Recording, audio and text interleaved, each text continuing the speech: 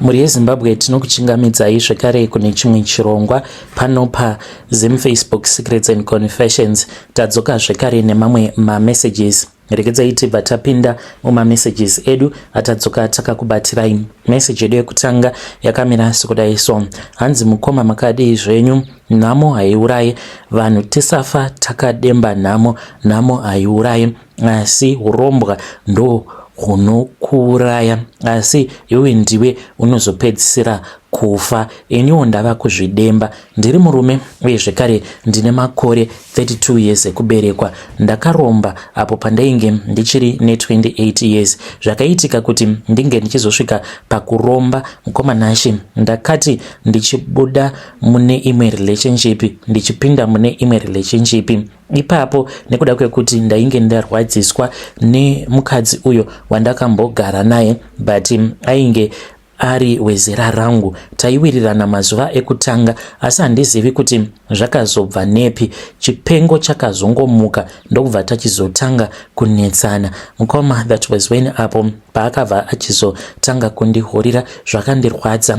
Apa ndainge ndiri romantic sei, vanhu vazhinji vakandiseka vakati taizviziva zvedu kuti mukomana uyu hakuna kana kwaanosvika nemusikana wake uyu, because iye musikana akangwarisa kudarika murume. So akatanga kudanana nevamwe varume vemulocation imomo matainge tichigara. Mwoyo wangu wakarwadza, then ndikabva ndachizobuda mulocation muya ndikabva ndatanga kugara somewhere else. Ndakaita move on yangu nekukasika ndisina kunyatsokufunga nezvazvo, because paya pakunoita move on zvinenge zvichida kuti munhu unge uchitanga wadzamisa pfungwa dzako wonyatsokufunga nezvazvo kuti chauri kuda kunyatsokuachiva munew relationship chimbori chii. Saka iniwo ndakangoita move on ndichiti ndainge ndichida kurwadzisa mukadzi uyo wandainge ndakabatira mamessages ekuti ainge achindihurira. Saka ndakabva ndachizongotanga kudanana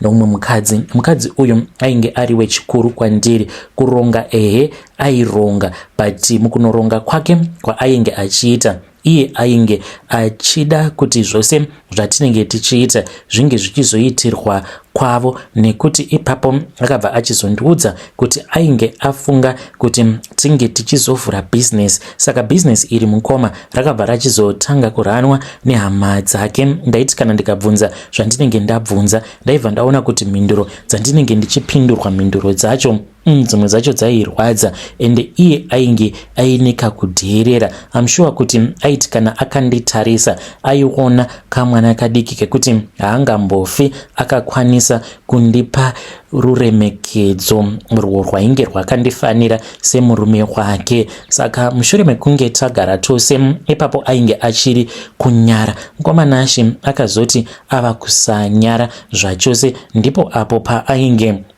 ava kukwanisa kumira kana panze obva atanga kunditukirira. Amai ivavo vainge vaine dambudziko rekuti vaiti kana vakatanga kukutuka vaikutuka zvekuti kana vanhu vose vaipinda mudzimba dzavo vachikutukirira nezvinyadzi. Ndokubva ndachizosiyana naye. Ndasiyana naye kudaro ndakabva ndachizowana zvekare umwe, ndikati iko zvino ndava kudawo at least anenge achangobva kuchikoro, zvimwe kuda ndinokwanisa kuwana anenge achiziva nhamo yake. Mukoma, mujolo ukati wakawirirana nani. Ndakaenda kuZimbabwe, saka ndakasangana neumwe musikana uyu ainge asiri musikana zvake, ainge atori munhu aitoita zvekutotengesa muviri wake. Saka pakandibhayiza ndepekuti ndakaona mapictures ake paFacebook, ndikafungidzira kuti ainge achiri kuchikoro, izvo ainge atova gachacha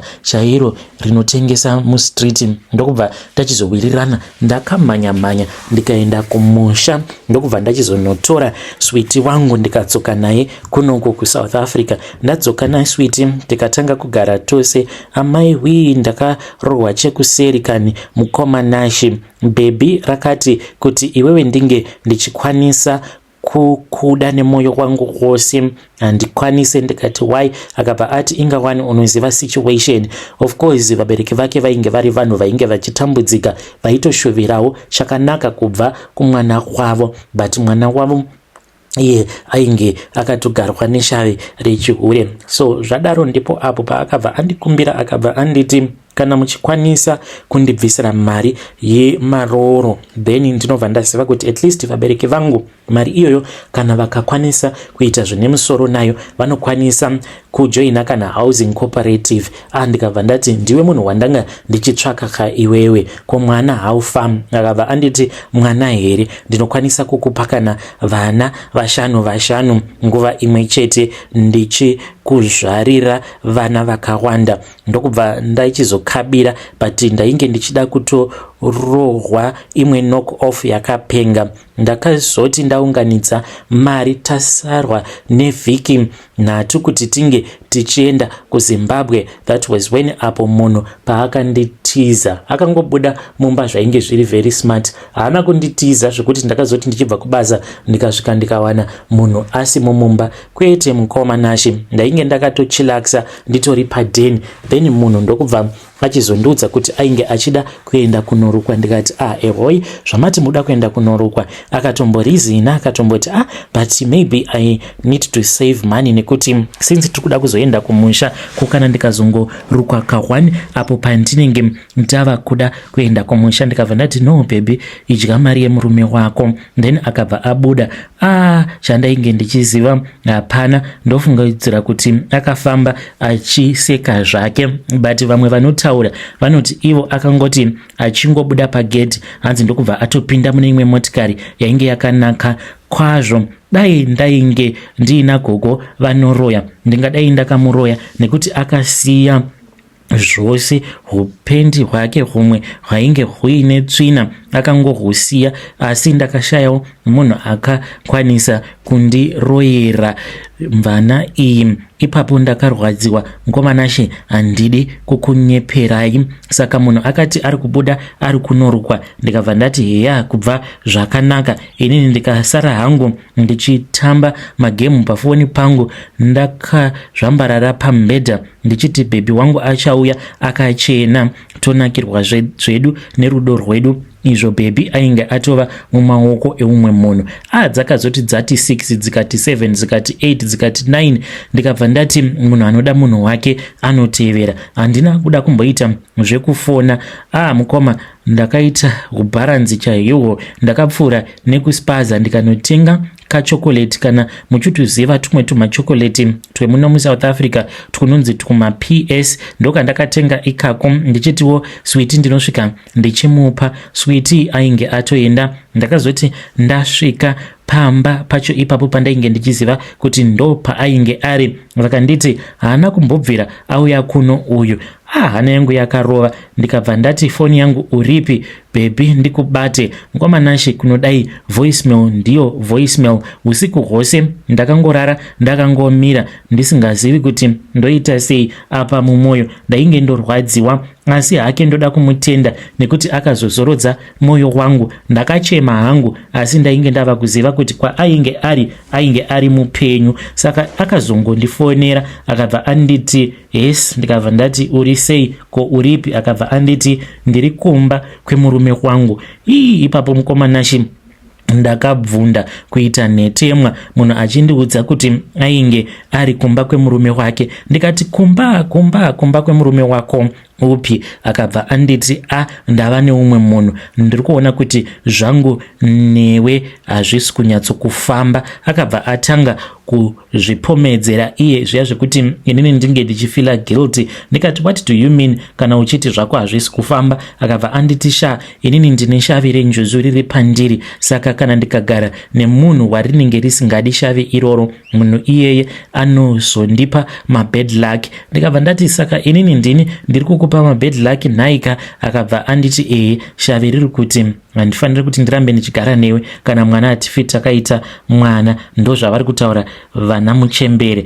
Ndakachema mukoma Nashe. Kana vavakidzani vakauya vachindinokera vachiona ndakangorara pamubhedha vakangondinyaradza. Vazhinji vainge vototya kuti zvimwe kuda ndainge ndichazonwa mushonga wemakonzo. Kubva ipapo ndo pandakabva ndachizotanga kubatwa nemweya wekwaSatani. Dzimwe nguva ndaikwanisa kungonamata, so ndichinamata ndichituka vanhu vose vainge vakanditadzira asi mukuzonamata kwandainge ndichiita ndakazotanga kurota hope. Nerimwe zuva mukoma ndakangorota hope dzainge dziri fani. Ndakati ndakagara zvangu, ndainge ndakagara panze pamberi pemukuku wangu ndiine umwe mufesi uyo muSouth African wandaiwirirana naye.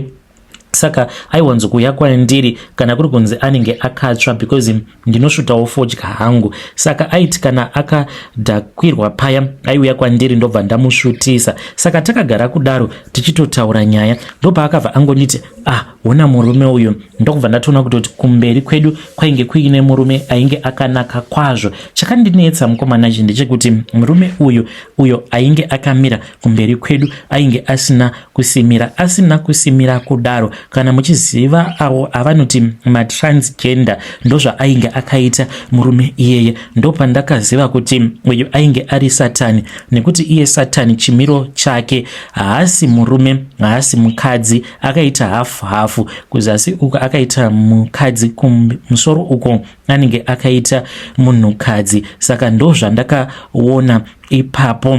Ndakangomuona ndokubva atonyangarika. Usiku hwacho ihwohwo mukomanashi handizivi kuti ndakazvifambisa sei. Ndakazongokaruka ndatopinda mutauni ndaenda kune rimwe bhawa. Ndainge ndiine kamari kandainge ndiinako, but ndaingonzwa chete kuti ndine munhu wandiri kutsvaka, asi munhu uyu wandainge ndichitsvaka ndainge ndisingamuzivi. Saka ndakati ndirimo mubhawa imomo, but ainge asiri mabhawa edu awa atakajairira, mabhawa aya avo anonwa vanhu vane mari, zvokuti kamari kandainge ndiinako mukoma haungambodhakwi because kanenge kari kashomasa.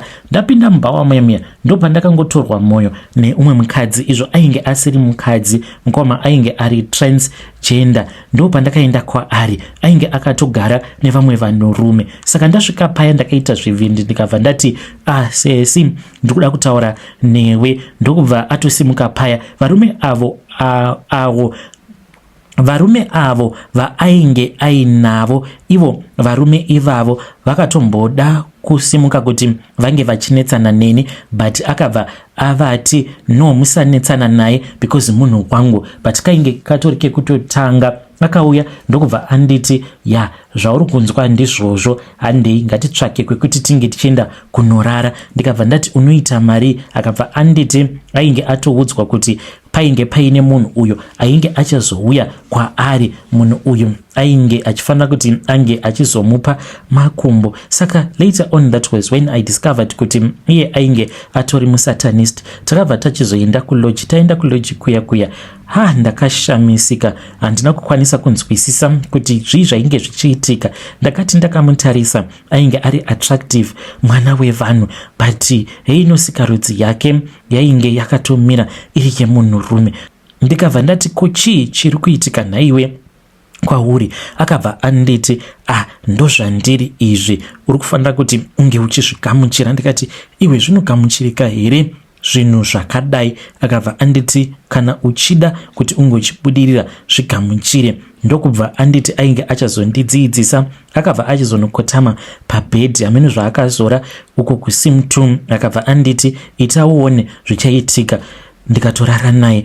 Then ndakabva ndachizosangana neimwe n'anga iyi ikandiudza kuti yainge yatumwa kwandiri. Ndopandakabva ndachizoromba. Asi kuromba kune basa mukomanashi, hakusi nyore. Zuva roga unenge utori pamushando, and each and everything that you do, your life will be depending on it. Mukomanashi ini handina rugare. Munokwanisa kundiona ndichifamba nemotikari yakanakwa kwazvo. Munokwanisa kundiona ndiine mukadzi wekuti kana ndichifamba naye ndikapinda mumall vanhu vose vanenge vachingomucheuka mukadzi iyeye. Asi rugare handina, nekuda kwezvimwe izvo zvandinosangana nazvo mukurarama kwangu. Iyi ndiyo confession yangu mukoma. Kana muchida rugare, musafa makabata mishonga, kunyangwe kana kuri kunzi munenge makabata mishonga. Kana makamboibata mishonga iyoyo mukoma, zamai kuti munge muchiirasa nekuti muchafa nenhamo. Kana muchida rugare, chingotarisai kuna Mwari. Vedare ndo message iyo yandakatumidzirwa ichibva kuna mukoma vedu avo ngatizamei kuti tinge tichitaura navo mukoma vedu ava mucomment section. Zvakangooma azvo vedu we. Yei pakaipa yei yama1 hanzi ndakarara neumwe munhurume but iye aitoita sekunge musatanist. Regedzai tibva taenda panyedu inotevera.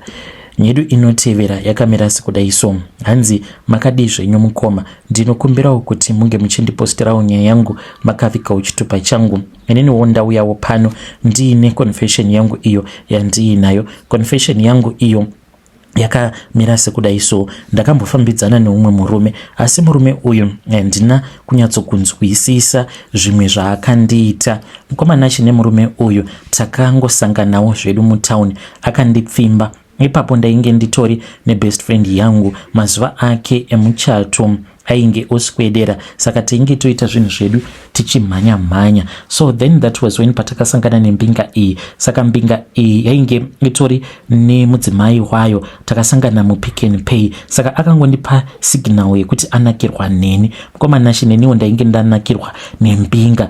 Ndakapiwa mafone numbers zviya achiita zvekunyora mumhepo mukoma, ndikamajuma mafone numbers iwawo. Rudo rikatotanga kutobaka rikapfuta semoto, tikatanga kudanana inini nababa ivavo. Asi mukoma nashe murume uyu akazoti mudzimai wake aenda kumusha akandifonera. Paakandifonera mukoma zvainge zviine kamwe kapressure. Ndikatombomudza kuti shanhasi handikwanisi kuti ndinge ndichiuya. Akanditi why? Ndikamuudza kuti ndiri kumazuva angu. Akanditi hazvina kana basa, what matters is you and I. Ndakabva ndachizoenda kuya. Ndaenda kumba kwake. Murume uyu akandidya sikarudzi yangu ndiri kumazuva angu. Nai mukoma, zviriko here zvinhu zvakadaro kuti murume anga kudya sikarudzi yako uri kumazuva ako? Apa inini kana ndichiita bleeding, ndinoita heavy bleeding pandinenge ndiri kuma-periods. So I really do not understand kuti akazviitirei. Rudo here? Ndozvaari here? Ndakamubvunza, iye akangoti it is because ndinonakirwa newe and I was feeling you too much. Kuzonosvika ndichizorambana navo baba ivavo, ndingangoti katakarara tose zvekuti vaita penetration nesikarudzi yavo akanoverengeka. Mufunge zvenyu mukoma, asi the majority of the time vaiti kana vachirara neni vanenge vachishandisa rurimi rwavo. Vaikwanisa kundiita kana 3 rounds vachindiita nerurimi